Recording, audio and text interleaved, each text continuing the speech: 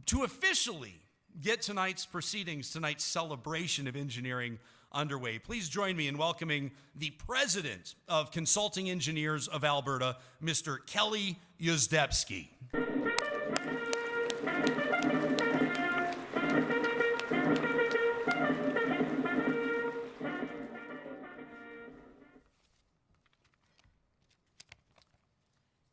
Good evening, ladies and gentlemen.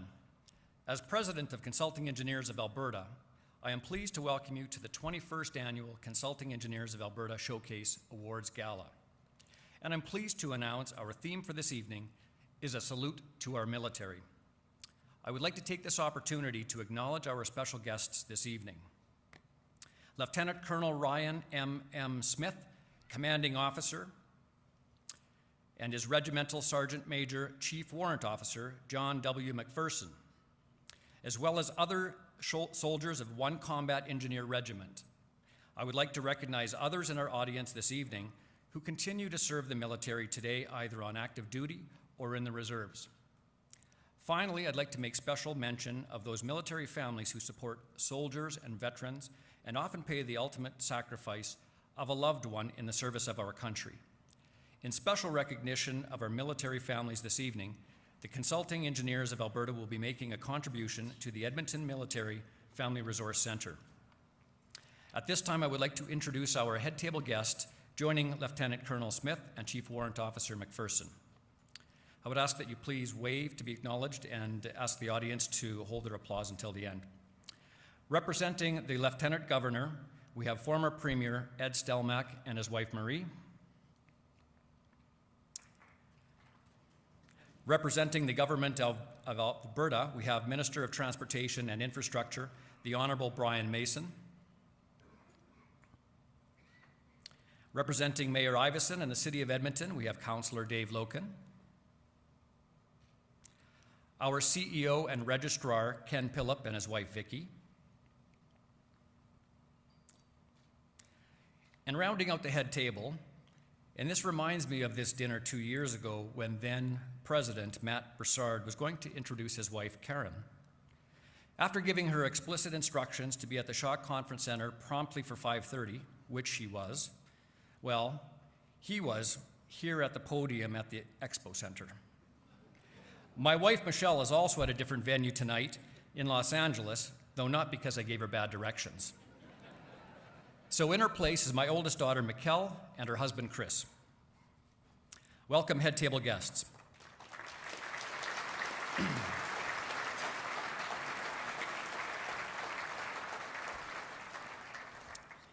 Consulting Engineers of Alberta are integral to Alberta's economy.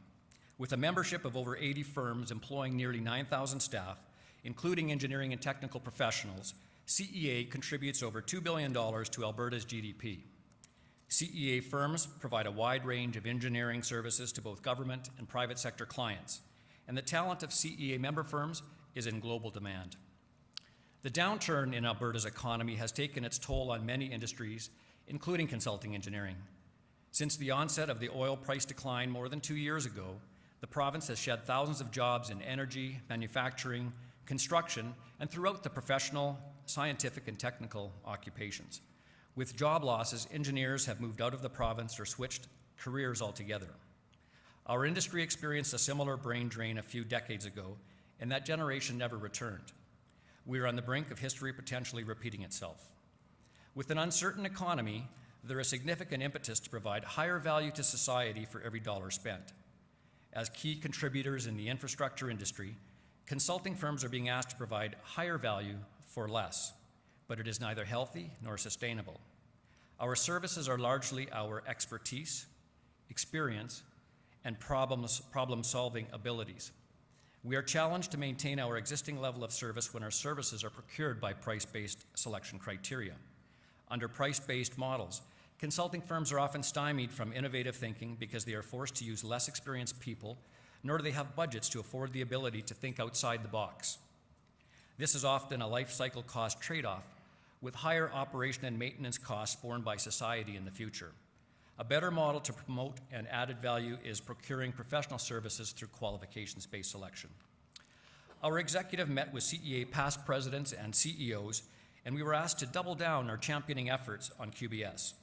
I am happy to report that Alberta Transportation has agreed to pilot projects using QBS procurement, and Alberta Infrastructure is considering the same.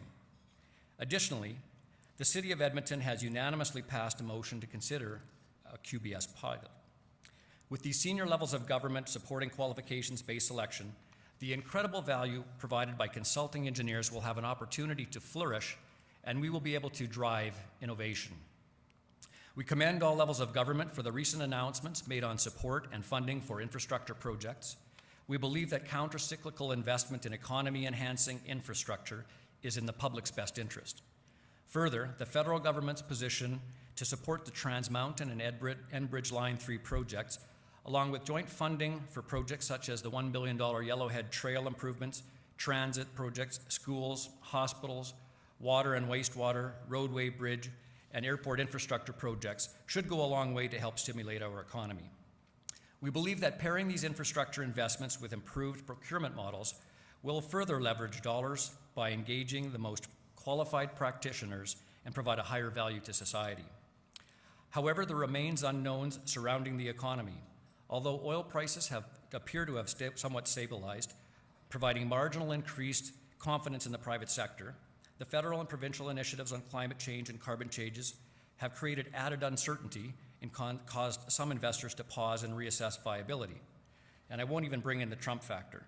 So despite the hopefulness going forward, the mood tends to be still cautiously optimistic. This echoes Finance Minister Cece's third quarter report from yesterday, where he said, "We're not out of the woods yet, far from it, but the province is very early in the recovery phase after the recession." In uncertain times, we have found the consulting engineering community to be resilient. In true fashion, CEA member firms have stepped up to the plate once again when it comes to innovation, with a record 56 award submissions submitted for tonight's event. It is a true testament to the value we bring. We also have a record crowd of 530 attendees, and our numerous committees are as active and engaged as they ever have been, creating much optimism.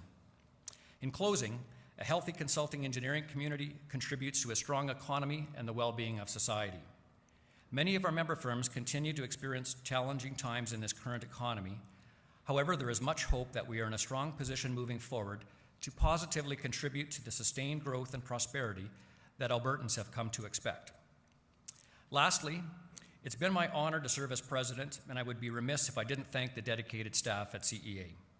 I would like to express my thanks to Ken Pillip, our CEO, who has led the organization the past 7 years with much passion and his heart on his sleeve. Lisa Kruta, our Director of Operations, for keeping our business healthy while balancing multiple roles. Chantal Sargent, our Event Manager, along with Inderjeet and Amanda, who work tirelessly on the association's activities in the interest of our member firms and truly represent a professional organization. Have a wonderful evening, everyone, and good luck to all the award nominees.